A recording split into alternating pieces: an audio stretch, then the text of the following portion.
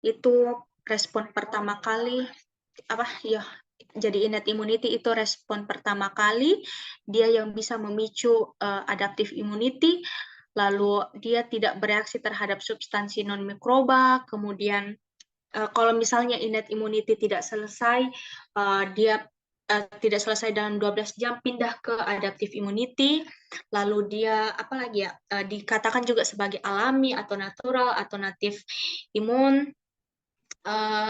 Kemudian terus ini jadi dia kenali pola-pola, ada pola patogen associated molecular pattern, molekul dari patogen, kemudian ada molekul dari sel yang mengalami stres atau nekrosis, namanya DAMS. Lalu reseptor yang kenali itu disebut pattern recognition receptor, ada toll-like receptor, ada N-formyl methionine receptor, ada mannose receptor. Lalu dua proses yang akan terjadi di innate immune system, ada proses inflamasi sama ada defense against intracellular virus. Jadi inflamasi tadi kayak pas toll-like receptor, dia terima dia kenali mikroba, dia keluarkan, dia aktivasi sinyal melalui nuklear faktor KB, maka terjadilah proses inflamasi akut dengan mengeluarkan sitokin, mengeluarkan molekul adhesi, dan juga mengeluarkan kostimulatori yang bisa memicu adaptive immunity. Terus dia bisa mendefense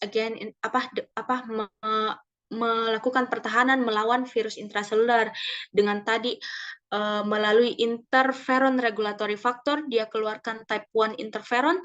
Type 1 interferon keluar, itu interferon alpha sama beta, akan terjadi antiviral state. Lalu di sini ingat saja reseptornya itu dikode di germline kalau innate, kalau adaptif itu dia dikode sama gen recombination somatic. Kemudian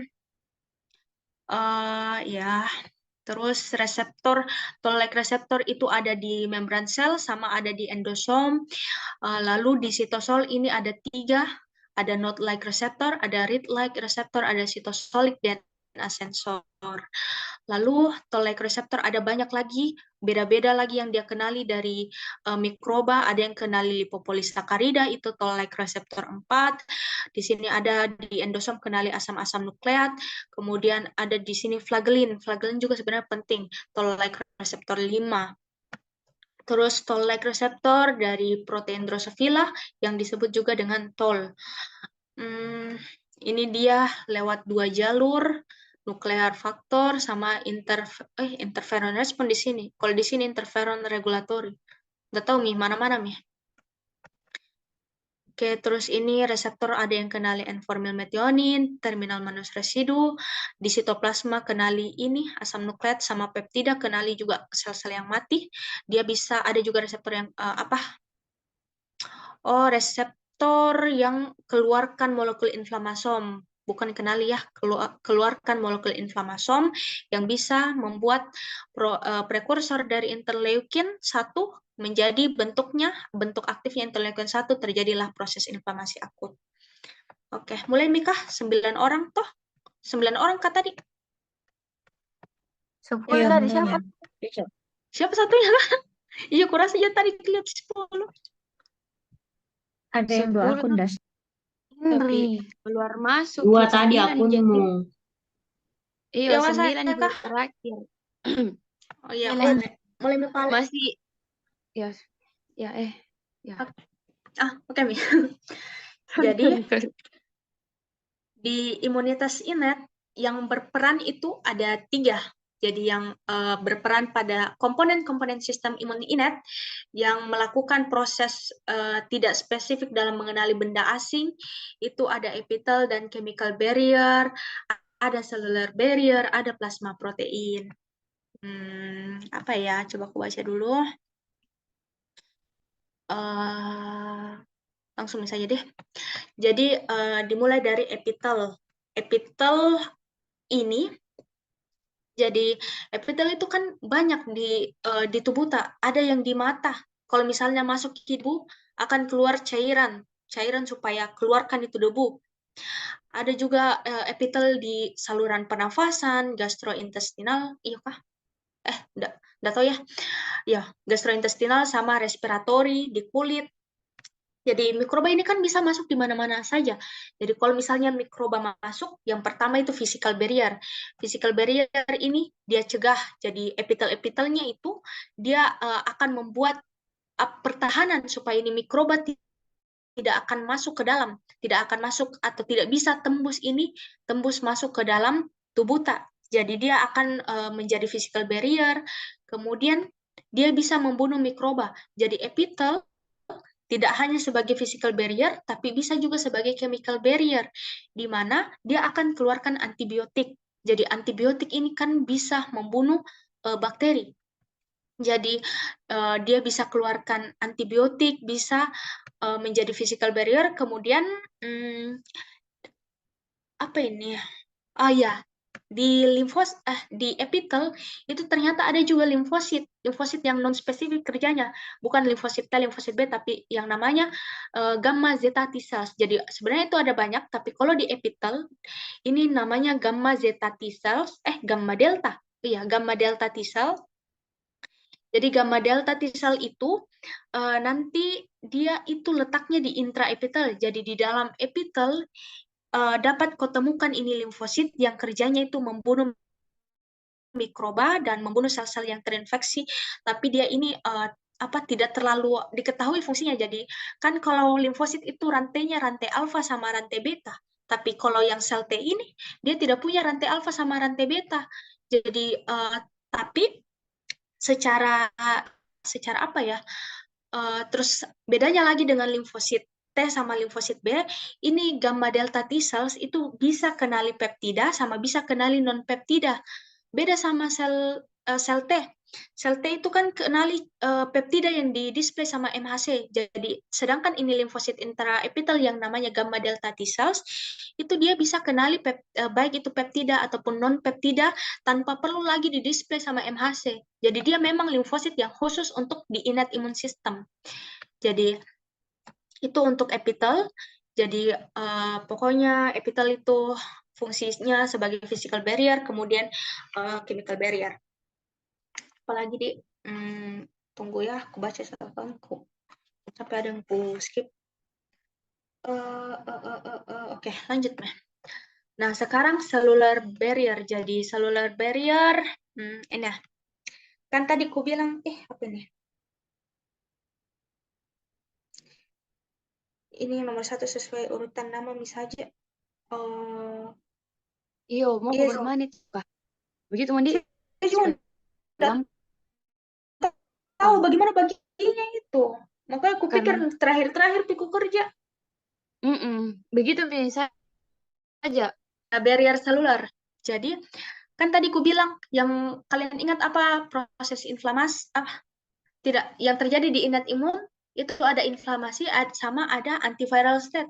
Jadi, di sini, barrier seluler itu yang pertama untuk respon yang memicu inflamasi itu bisa oleh sel-sel fagositosis. Jadi ada makrofag itu monosit yang ada di jaringan. Kemudian ada dendritic cell. Nanti dendritic cell itu terbagi dua lagi, ada konvensional sama ada yang apa satunya ya?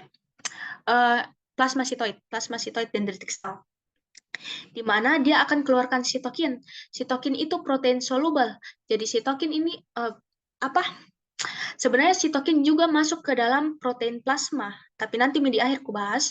Jadi sitokin ini yang akan menjadi mediator, yang menjadi media komunikasi antara sel yang mengeluarkan sitokin sama sel yang punya reseptor sitokin. Jadi nanti pokoknya misalnya sitokin dia keluarkan, makrofag keluarkan sitokin, terus ditangkap sama NK sel, pokoknya yang begitu-begitu, itu yang bisa memicu inflamasi adalah.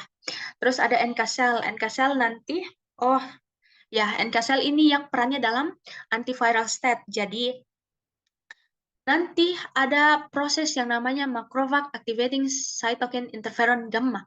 Jadi ya nanti Piko bahas. Terus protein plasma itu terlibat dalam Jadi protein plasma dari namanya saja plasma, berarti di darah. Jadi protein ini dia sirkulasi di dalam darah. Nanti ketemu entah itu mikroba, bakteri, atau virus, dia akan lakukan opsonisasi dan pokoknya akan panggil sel-sel fagosit untuk menyerang mikroba tersebut. Lanjut. Jadi ini epitel, terus ini Sebenarnya ini bisa jika kalian baca toh. Jadi neutrofil itu nama lainnya polimorfonuklear leukosit. Dia punya inti banyak bentuknya, bisa intinya berjumlah 4, bisa berjumlah 5. Terus dia diproduksi di sumsum tulang, kemudian leukosit ini jumlahnya ini 4.000 sampai 10.000. Nah, biasanya neutrofil itu meningkat pada saat ada infeksi bakteri atau infeksi jamur. Jadi dia bisa meningkat sampai 20.000 lah. Kalau virus bisa juga meningkat ini neutrofil atau leukosit PMN, tapi ada virus apa namanya kepanjangannya HIV nih. Ya, HIV itu dia bisa hancurkan sel-sel neutrofil, makanya leukosit PMN ini atau neutrofil ini tidak naik. Jadi biasanya kalau berkaitan dengan naiknya neutrofil leukosit polimorfonuklear itu berkaitan dengan infeksi bakteri ataupun infeksi jamur. Kalau virus ada virus yang bisa menghancurkan neutrofil sehingga neutrofil ini jumlahnya tidak naik, biasa-biasa aja atau pokoknya sekitar segitu-segitu sih. Lalu nanti neutrofil ini juga perannya fagosit, dia bisa menelan mikroba yang ada di sirkulasi. Jadi neutrofil itu kok bisa temukan di darah. Jadi dia diproduksi di sumsum tulang, nanti dia akan berjalan-jalan sirkulasi di dalam darah, terus kalau ada inflamasi baru dia keluar. Jadi neutrofil itu normalnya di darah. Kalau misalnya dia keluar ke jaringan, berarti ada masalah, ada proses inflamasi di jaringan itu. Jadi neutrofil itu normalnya di darah, tidak ditemukan di jaringan. Tapi kalau misalnya dia keluar ke jaringan, dia itu akan mati, dia tidak bertahan di jaringan, dia cuma bertahan sampai 6 jam. Kalau sudah lewat 6 jam, mati nih. Oke. Lanjut ke monosit. Jadi, ya. Ini toh die after a few hours. Kemudian dia bisa produksi sitokin. Sitokinnya itu koloni stimulating factor. Jadi dia akan sekresi banyak jenis-jenis sel yang akan merespon infeksi, kemudian memicu proliferasi dan maturasi. Ya, apa ini? Coba the production. Produksinya neutrofil itu melalui sitokin yang namanya koloni stimulating factor. Jadi faktor yang menstimulasi terjadinya koloni. Jadi ada sitokin ini yang akan membuat neutrofil yang tadinya bentuknya prekursor itu akan mengalami aktivasi, proliferasi dan maturasi di sumsum tulang. Lalu dia adalah sel yang berespon pada kebanyakan infeksi, baik itu infeksi bakteri sama jamur, kemudian dia adanya di sirkulasi, dan dia akan pindah ke jaringan kalau ada infeksi di situ. Lalu dia tidak bertahan lama kalau di jaringan, hanya beberapa jam. Selanjutnya fagosit lainnya itu adalah monosit. Jadi monosit itu tadi banyak sekali namanya toh. Ada osteoklas, ada juga osteoklas di tulang. Dia akan makan tulang-tulang yang mengalami kerusakan. Kemudian di paru-paru, alveolar makrofag, lalu di hepar cover, di lian sinusoid, kemudian di otak mikroglia. Lalu fungsinya sama saja seperti neutrofil, dia akan melakukan fagositosis. Bisa ditemukan di jaringan yang penting di sini jumlahnya 500 sampai 1000, dia bisa berdiferensiasi kalau di jaringan jadi makrofag sama pokoknya dia perannya di darah sama di jaringan, itu saja yang aku ingat. Jadi monosit itu juga sel darah putih yang ukurannya paling besar, kalau saya tidak salah ya, sel darah putih yang ukurannya paling besar. Nah, jadi bagaimana itu proses fagositosis? Jadi ini bone marrow, dia akan dari stem cell keluar monosit jalan-jalan di darah, terus dia kalau pindah ke jaringan namanya makrofag. Lalu pokoknya ada juga nama-nama lain, ada mikroglia, ada cover, ada alveolar makrofag, sinusoidal makrofag. Nah, ini proses fagositosis deh. Apa ini ya? Activating receptor and functional response of phagocytosis. Oke. Jadi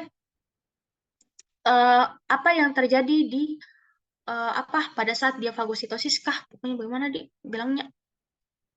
Aku jelaskan saja secara umum. Jadi kalau misalnya toll-like receptor ketemu mikroba, Terus ada sitokin reseptor, dia dapat interferon gamma. Oh, ini anggaplah ini makrofag, nah, anggaplah ini monosit misalnya. Jadi mikroba dia berikatan sama toll-like reseptor akan ya, terus ada sitokin, dia dapat interferon gamma, terus dia lekatan sama reseptor sitokin, kemudian ada komplemen ketemu lagi sama reseptor komplemen. Yang terjadi pada makrofag tersebut akan keluar sitokin, akan keluar fagosit oksidase, dan juga indus nitric oxide. Jadi sitokin ini akan memicu inflamasi dan memicu adaptive immunity. Kemudian ada fagosit oksidase. Fagosit oksidase itu salah satunya reactive oxygen species. Jadi reactive oxygen species itu adalah molekul yang tidak punya pasangan. Maksudnya elektronnya itu tidak ada pasangannya. Jadi dia itu akan ambil elektron dari molekul-molekul lain. Jadi kalau misalnya dia ambil, dia bisa merusak mikroba. Jadi misalnya dia ambil elektronnya mikroba, dia akan rusak itu mikroba. Kemudian tapi dampak negatifnya itu reactive oxygen species itu akan timbulkan kerusakan sel yang bisa membuat kita jadi cepat tua. Jadi makanya itu orang yang mengalami proses inflamasi itu biasanya, apalagi inflamasi kronik, sering terjadi inflamasi, terlalu banyak keluar reactive oxygen species, makanya dikasih antioksidan supaya dia tidak mengalami penuaan lebih lanjut. Kemudian ada indus nitric oxide. Jadi nitric oxide itu sebenarnya sama saja dengan reactive oxygen species. Jadi nanti dia pokoknya akan membunuh mikroba. Lalu yang dilakukan reseptor komplemen, dia akan memfagositosis mikroba tersebut ke dalam fagosom. Jadi ini komplemen reseptor, ini perannya yang paling penting dalam membuat fagositosis. Nanti dijelaskan. Nah, ini yang mau aku bilang. Jadi bagaimana proses fagositosis? Jadi entah itu manus reseptor, kemudian ada reseptor-reseptor lain. Ini apa namanya? Fragment crystalline reseptor. Ini harusnya ada di ini bukan bagian ini sih harusnya. Ini misalnya ini dia dapat mikroba, dia baku kenal sama reseptor yang ada di membran. Nah, terjadilah proses fagositosis. Fagositosis masuk mikrobanya ke dalam sel. Pada saat dia masuk, ini namanya fagosom. Fagosom yang di dalamnya itu terdapat mikroba. Lalu ada yang kita kenal dengan lisosom. Lisosom itu mengandung enzim-enzim proteolitik. Jadi dia itu punya enzim-enzim yang bisa menghancurkan. Makanya kalau lisosom ini rusak, dia keluar enzim-enzimnya, itu bisa menyerang sel tak. Jadi makanya lisosom ini di dalamnya itu ada enzim-enzim proteolitik, nanti dia akan fusi dia menyatu fagosom sama lisosom, disebut fagolisosom. Di dalamnya ada nitric oxide, ada reactive oxygen species yang obat tersebut. Jadi pada saat misalnya dia sudah dapat reseptor sitokin, interferon gamma, keluar ini fagosit oksidase sama nitric oxide, itu keluarlah dia akan membuat makrofag menghancurkan proses fagositosis tersebut, menghancurkan mikroba tersebut. Terus jadi ingat nih, sel fagositosis itu ada neutrofil sama ada monosit. Lalu dendritic cell. Nah, dendritic cell itu bagian yang menghubungkan antara innate sama adaptif. Prosesnya dia itu merespon mikroba dengan cara memproduksi sitokin. Tujuannya dia produksi sitokin untuk meningkatkan leukosit sama memicu terjadinya respon imun adaptif. Jadi nanti dia yang akan membawa pesan ke adaptive immunity supaya limfosit itu melakukan proliferasi dan diferensiasi. Kalau misalnya innate immunity itu sudah tidak mampu, sel fagositosis juga sudah tidak mampu, terjadi kerusakan sel-sel, baik itu sel host maupun sel innate imun. Makanya ini APC, dendritic cell, itu akan bawa ke limfonodus, kasih kenal dengan limfosit. Nah, dendritic cell, artinya dendrit itu jari-jari. Kenapa? Kenapa disebut dendritic cell? Karena ini, lihat nih, membrannya ternyata kayak menjolor-jolor begini, kayak benang-benang. Ini yang disebut dengan dendritic. Jadi dia itu punya punya long membran. Terus dia punya kemampuan fagositosis juga. Jadi pada saat dia fagositosis, dia keluarkan molekul MHC molekul MHC yang tidak, dia bawa ke limfonodus. Nah, dendritic cell itu bisa kau temukan di lymphoid tissue. Di lymphoid tissue itu namanya follicular dendritic cell. Terus ada di mucosa epithelium, itu sebagai sel Langerhans. Lalu ada juga di organ-organ parenkim bisa kau dapat dendritic cell. Lalu asalnya itu dari prekursor yang bisa berdiferensiasi menjadi monosit juga. Jadi memang asalnya ini dia punya sistem fagositosis juga sama kayak monosit. Lalu, nah ada 2 jenis dari dendritic cell. Yang paling banyak itu konvensional. Nah, konvensional ini kerjanya sebagai antigen presenting cell. Jadi dia ada di skin sebagai sel Langerhans, ada di mukosa, ada di parenkim. Nanti dia pokoknya yang kenalkan yang menjadi antigen presenting cell yang menghubungkan antara innate sama adaptif. Lalu yang jenis satunya plasmacytoid dendritic cell. Dari katanya plasma, artinya dia ada di darah, di sirkulasi darah, jadi di aliran darah. Nah, dia responnya ini sama infeksi virus. Jadi kalau konvensional dendritic cell akan picu adaptif imun, kalau plasmacytoid itu pada infeksi virus. Jadi tadi kan innate immunity kerjanya itu toh innate immunity, inflamasi sama viral infection. Jadi dia itu akan keluarkan juga type 1 interferon. Jadi tadi kan ada toll-like receptor. Toll-like receptor dia keluarkan dia kirimkan faktor transkripsi, dia keluarkan sinyal dengan melalui interferon regulatory factor, keluarkan type 1 interferon. Jadi selain itu ada juga plasmacytoid dendritic cell yang memang mengenali asam nukleatnya, kemudian memproduksi type 1 interferon yang akan mencegah aktivasi atau aktivitas daripada virus. Terus ini natural killer cell. Nah, ini yang paling penting dalam proses antiviral state. Jadi bagaimana kerjanya di NK cell ini? Dia itu cari sel-sel yang stres. Jadi kayak tanya tiap sel. Jadi misalnya ini dia pegang sel ini sehat kok atau stres kok. Jadi kalau misalnya stres itu nanti yang akan mengaktifasi ini natural killer cell. Jadi bagaimana kerjanya? Oke. Jadi NK cell itu punya 2 lengan. Ada lengan inhibitory sama ada lengan activating receptor. Jadi pertama dia akan cari sel-sel yang mengalami stres dengan menggunakan activating receptornya. Jadi misalnya dia pegang sel activating dengan menggunakan activating receptor, stres kok atau enggak. Setelah itu dia keluarkan juga inhibitory receptor.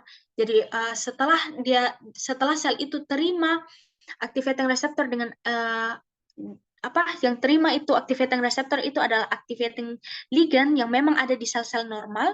Jadi kalau sudah dia terima akan keluar lagi inhibitory receptor.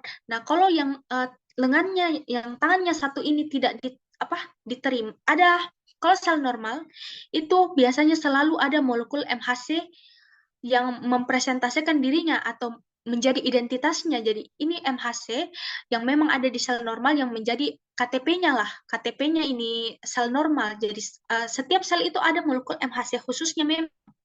Nah, kalau nanti kalau misalnya inhibitor reseptor keluar terus dia kasih ini pembunuhan sel, proses pembunuhan sel karena ini memang sel normal, tidak ada infeksi yang terjadi sama ini sel. Lain halnya kalau ada virus. Jadi virus kan memang selalu akan masuk terus ke dalam selnya kita. Jadi dia itu memang butuh material genetiknya. Dia tidak punya, dia hanya bawa material genetiknya, dia masuk ke dalam virus, melakukan sintesis protein dan lain sebagainya. Jadi kalau misalnya virus ini menginfeksi sel, ada NK sel datang, dia keluarkan activating reseptornya, diterima sama activating ligand. Terus pada saat dia keluarkan inhibitory reseptor, ternyata dia tidak mengeluarkan MHC. Jadi kenapa bisa dia tidak keluarkan? Karena diinhibit sama virusnya. Jadi virus itu menginhibit ekspresi daripada MHC, akibatnya tidak diterima inhibitory reseptor, akhirnya NK sel mengalami aktivasi sehingga dia akan membunuh sel tersebut karena ternyata sel ini memang sel yang terinfeksi.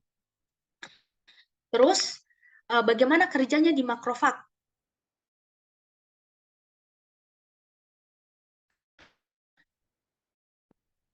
Nah, jadi kalau makrofag ini pada saat NK sel datang, dia ternyata menerima sitokin interleukin 12 yang dikeluarkan dari makrofag tersebut. Jadi makrofag itu kirimkan interleukin 12, ada NK sel lewat, dia terima sitokin tersebut, maka dia keluarkan interferon gamma. Kalau dia keluarkan interferon gamma, maka makrofag itu akan membunuh sel tersebut. Membunuh virus yang ada di fagosomnya, yang dia telan dan makrofag ini tidak mengalami pembunuhan oleh NK sel. Jadi dia aman-aman saja, tidak dibunuh. Lain halnya kalau makrofag ini tidak keluarkan interleukin 12, ini dia akan bunuh makrofag tersebut. Oke, jelas Mika? Kayak kurasa banyak salah bicara, Pak. Oke, Mbak. Apa lagi, Di? NK sel, terus ya. Jadi proses NK sel itu NK sel mengalami development dan maturasi pada saat dia memperoleh sitokin interleukin 15. Ini yang harus kalian ingat. Jadi interleukin 15 akan membuat NK sel mengalami perkembangan dan juga maturasi. Lalu proses fungsi NK sel itu bisa teraktivasi untuk apabila dia menerima type 1 interferon alfa sama interferon beta, dan dia menerima interleukin 12 yang berasal dari makrofag. Jadi kalau misalnya dia ketemu interferon alfa atau beta dan juga interleukin 12, maka NK sel akan teraktivasi, dia akan bunuh sel tersebut. Jadi dia tidak hanya bunuh virusnya, tapi dia bunuh dengan sel-selnya. Sel-selnya, kecuali kalau misalnya dia keluarkan interleukin 12, baru dia tidak bunuh sel tersebut. Ini sel mast cell. Mast cell ini masuk ke dalam sel granulosit. Ada di kulit, ada di mukosa epitel, dia punya granula, yang paling penting itu histamin. Nah, jadi proses development dari mast cell itu akan melalui sitokin juga. Jadi nanti dia ada Siket ligan. Gimana dibilangnya nih? Pokoknya sitokin yang akan membuat sel mast itu mengalami perkembangan. Ini ada stem cell factor atau Siket ligan. Kalau misalnya dia sudah mengalami perkembangan, terus dia ketemu lagi sama terus toll-like receptor yang ada di mast cell itu ketemu sama mikroba, maka dia akan mengalami degranulasi, keluar histamin. Histamin itu akan membuat proses vasodilatasi, kemudian bronchoconstriction, kemudian bisa juga meningkatkan peristaltik. Itu yang dilakukan sel mast.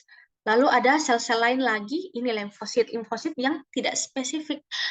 Jadi di sini dibilang limited antigen receptor spesifik. Jadi reseptornya itu terbatas, tidak banyak. Jadi reseptornya itu saja, tidak berubah-ubah, tidak menjadi CD4 atau CD8. Jadi ini ada limfosit T sama B yang kerjanya di innate imun, ada invariant natural killer T cells, kemudian ada gamma delta T cells, ada intraepithelial T cells with alpha beta T cell receptor, ada B1 B cells, marginal zone B cells.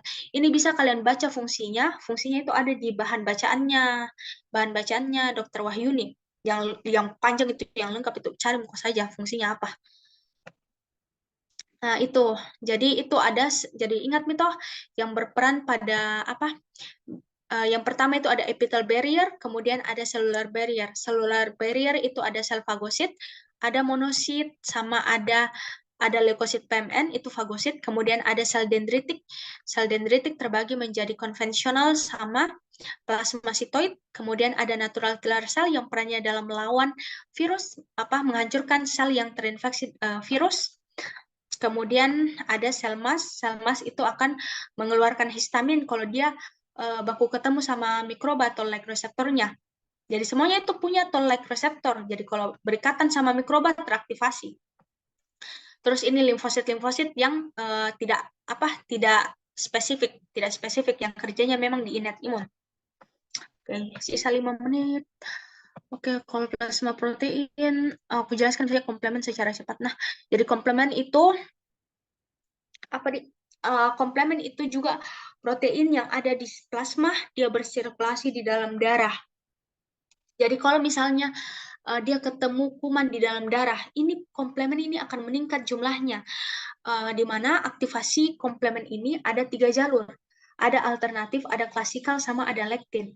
Kalau alternatif pathway itu dia tidak mulai dari klasikal dulu. Kalau klasikal itu dia terpicu kalau misalnya dia ketemu antibody, jadi dia butuh antibody yang mengikat mikroba. Kalau misalnya ada ini, itu dia akan membuat komplement itu menjadi banyak jumlahnya di dalam darah.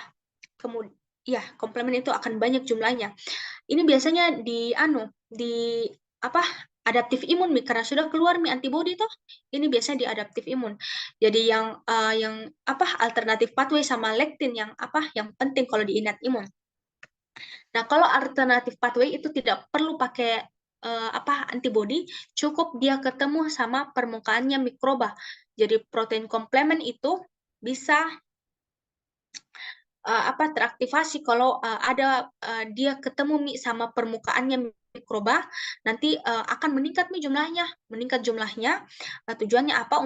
Pokoknya untuk mematikan ini mikroba. Terus lectin pathway. Nah, lectin pathway ada komplement yang namanya ini komplement mannose binding lectin. Jadi dia itu komplement yang terikat pada residu mannose terminal atau pokoknya pada karbohidrat dari mikroba. Nanti melalui jalur-jalur ini, alternatif pathway, classical pathway, lectin pathway, keluar komplement B, komplement 3, komplement 24, terus sisa 3 menit. Oke, jadi kalau misalnya lihat prosesnya toh dari jalur ini keluar B ini hafal mikoh. Terus yang terjadi kalau misalnya sudah melalui jalur ini akan membuat komplement 3. Jadi yang paling penting di innate imun itu ada komplement 3 sama komplement 5. Komplement 3 itu dia akan mengalami cliff apa artinya? Mematah. Ada yang patahan kecil, ada yang patahan besar. Patahan besar komplement 3B itu menempel di mikroba. Setelah dia menempel mikroba, apa tujuannya dia menempel? Itu supaya dia lebih visible, atau maksudnya itu dia lebih dilihat oleh sel-sel fagosit, lebih dilihat oleh makrofag. Patahan kecilnya itu yang panggil sel-sel fagosit, di sini ada mikroba.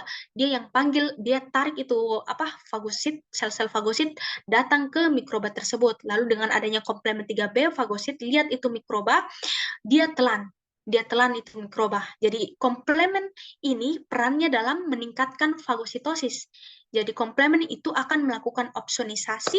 Opsonisasi itu maksudnya dia kepung mikrobanya, dia pokoknya dia kepung mikroba tersebut untuk dilihat sama sel-sel fagosit. Setelah dia kepung, dia panggil-panggil sel fagosit supaya dia telan. Itu jadi dia namanya opsonisasi fagositosis. Terus kalau misalnya tidak kayak mikrobanya mungkin tidak terlalu besar kapang atau bagaimana sampai komplement 3 tidak cukup, akhirnya dia akan mengaktifasi lagi komplement 5. Komplement 5 cliff off lagi, dia memata lagi jadi komplement 5A sama komplement 5B. Ini sama patahan kecilnya panggil sel-sel fagosit, patahan besarnya itu melakukan opsonisasi, dia kepung itu mikroba jadi lebih visible lagi. Pokoknya dia sama meningkatkan fagositosisnya. Tapi kalau misalnya baik komplement 3 sampai komplement 5 itu tidak bisa, maka keluarlah komplement-komplement lain sampai komplement 9 keluar, itu akan membuat lubang di sel mikroba. Yang disebut dengan membran attack complex. Jadi dia serang membrannya, dia buat lubang, masuk cairan, selnya kembung. Kalau kembung bisa lisis, bisa terpecah tuh, bisa namanya. Pokoknya seperti itu. Jadi itu komplement. Oke, misi kurang dari 1 menit selesai.